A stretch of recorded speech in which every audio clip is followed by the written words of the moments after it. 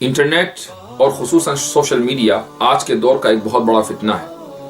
और होता यह है कि मालूमात खा सही हो या गलत हो,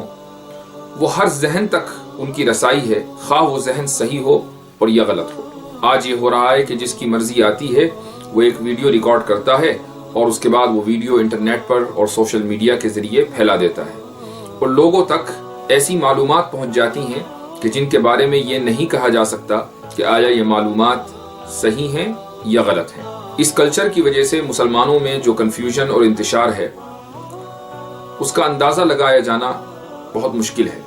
लेकिन खुसूसन दो चीज़ें ऐसी हैं कि जिनका जिक्र करना मुनासिब होगा। सबसे पहली चीज़ ये है कि आज के दौर में मौजू अहादीस का चलन बड़ा आम हो चुका है। पहले ये हुआ करता था कि जब कोई शख्स कोई हदीस गढ़ता था तो वो किसी बड़े मजमे का इंतज़ार करता था कि जहाँ कहीं बड़ा मजमा मौजूद हो वहाँ जाकर मैं लोगों को हदीस सुना दूँ और इस तरीके से वह हदीस सारी दुनिया में फैल जाए। बहुत से लोग तो हज और उम्रा इसीलिए करने आते थे कि वो हज के मौके पर जहाँ सारी दुनिया के लोग जमा हैं, मशरिक़ व मग़रिब और शिमाल व जुनूब से मुसलमान आए हुए हैं, वहाँ जाएं और एक आध हदीस उनको सुना दें ताकि जब ये लोग अपने अपने इलाकों में पहुँचें तो उस हदीस को फैलाएं। अब ये आम लोग तो ये समझ रहे हैं कि ये हदीस है रसूलुल्लाह सल्लल्लाहु अलैहि वसल्लम की, लेकिन ये तो जिस शख्स ने उस हदीस को गढ़ा है उसको पता है कि ये रसूलुल्लाह सल्लल्लाहु अलैहि वसल्लम की हदीस नहीं है। आज के दौर में मजमे को तलाश करने के लिए कहीं जाने की ज़रूरत नहीं है, बल्कि इंटरनेट का सहारा लेना और खुसूसन सोशल मीडिया की जो वेबसाइट्स हैं उन पर अपना अकाउंट बना लेना ही काफ़ी है। मजमा आपको फ्री में मिल जाता है, और यही वजह है कि ऐसा हो रहा है कि बहुत सी अहादीस के जिनका कहीं कोई सबूत और वजूद नहीं है, गढ़कर नबी करीम सल्लल्लाहु अलैहि वसल्लम की तरफ उनका इंतिसाब करके उनको सोशल मीडिया पर फैला दिया जाता है, और साथ में हवाला भी दिया जाता है कि ये बुखारी में है, ये मुस्लिम में है या अबू दाऊद में है, हालांकि ऐसा नहीं होता। दूसरा फितना सोशल मीडिया पर जो इस वक्त बहुत आम है और मुसलमान उसका शिकार हैं, वह है फिक्री इंतशार। कुफ्र यूं तो हर जमाने में मुत्तहिद रहा है, लेकिन इस वक्त कुफ्र के कारिंदे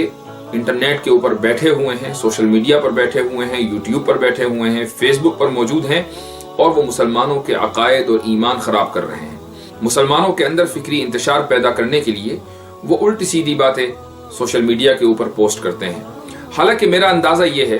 कि किसी भी मजबूत ईमान वाले का ईमान इन चीज़ों से मुतसलसल नहीं होता, लेकिन इतना ज़रूर होता है कि उसका जहन खराब होता है और वो एक तशवीश में मुब्तला हो जाता है कि आखिर हो क्या रहा है।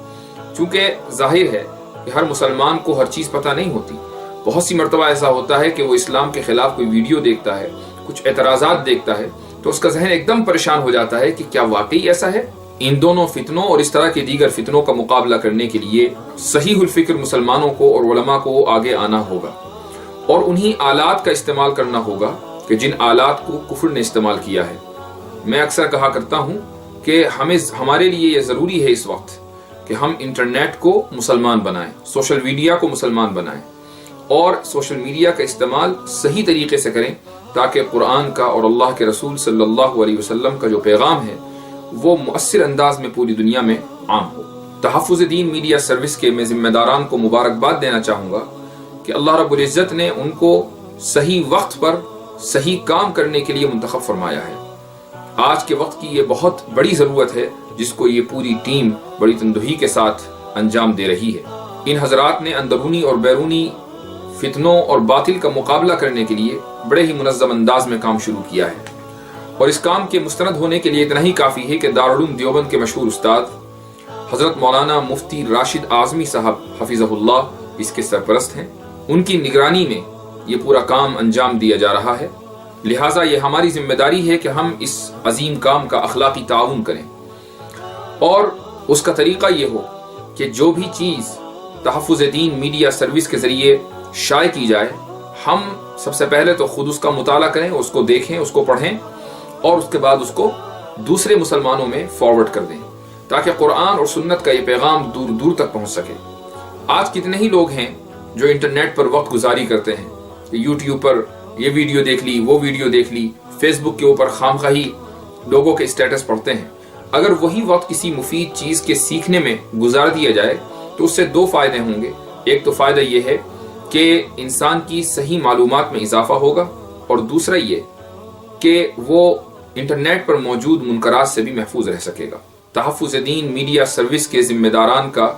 मैं शुक्रगुजार हूँ और मैं उनको मुबारकबाद देता हूँ कि उन्होंने वक्त की ज़रूरत को भांपा